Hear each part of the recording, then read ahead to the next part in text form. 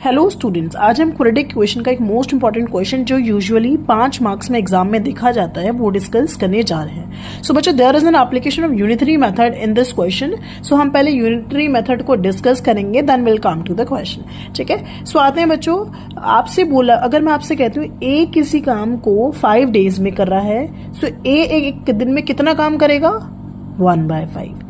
Similarly अगर मैं आपसे कहती हूँ बी किसी काम को 4 डेज में कर रहा है, तो एक दिन में बी कितना काम करेगा?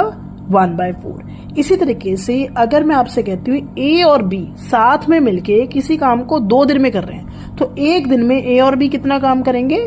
1/2।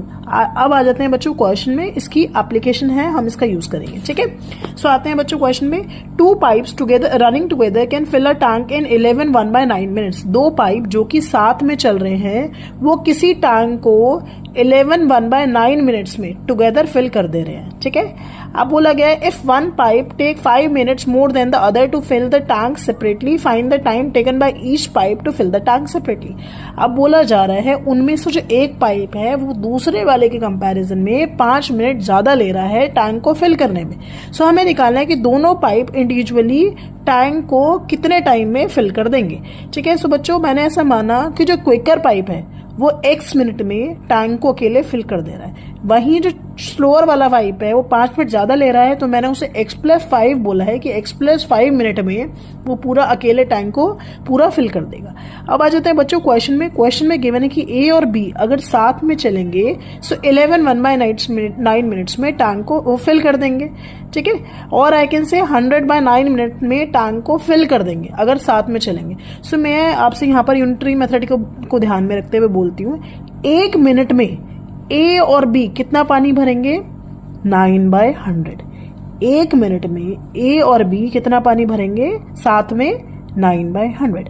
अब यहीं से इसी बात को ध्यान में रखते हुए बेटा हमारी इक्वेशन आएगी। अब मैं आपसे कहती हूँ ए और बी साथ में 9/100 पानी भर रहे हैं, जिसमें 1 मिनट में जो क्विकर वाला पाइप है उसने कितना पानी भरा होगा? 1/x।